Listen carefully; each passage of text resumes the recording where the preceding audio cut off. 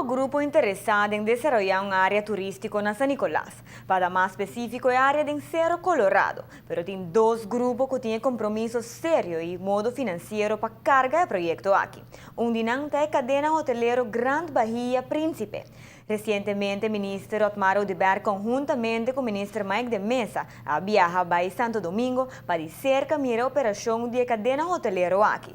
Grand Bahia tem intenção em sério para invertir aquí en Aruba. La intención empezó por parte del señor Piñero, del presidente de nuestra compañía, y fue como hace 5 años, fue invitado ya allá y los tour operadores con los que trabajamos estaban muy interesados en que iniciáramos la operación allí también. Sí, nosotros trabajamos con los principales tour operadores tanto de Estados Unidos, Canadá, como de Europa. Y son ellos los que nos han pedido que iniciáramos operaciones en este destino. Sí, el plan total son hacer 2 hoteles de conjunto entre 900 y 1000 habitaciones. La primera fase va a ser la mitad de un hotel, o el hotel con todas las áreas públicas de las que estábamos hablando, como restaurantes, centro comercial y demás. Esto serían 300 habitaciones, esta sería la primera fase.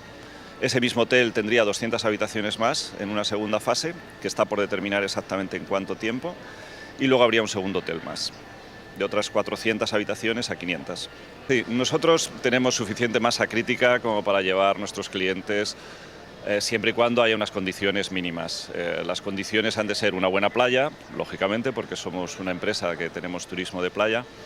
El estar solos no es grave para nosotros porque tenemos nuestras propias formas de animación y de crear una zona de servicios públicos, digamos, como restaurantes, tiendas y demás, como han podido comprobar en esta visita, los pueblos príncipes. Y además lo hacemos siempre como un homenaje a la zona, a la arquitectura, como un homenaje a la zona en la que nos implantamos. Y este es también el caso que estamos previendo para Aruba. Está informando no mestre terreno não fiscal e também ribe incentivo não para desenvolver em área para riba de Brug. E para uma fase, lota uma inversão de $80 milhões, segundo o representante do grupo Piñero.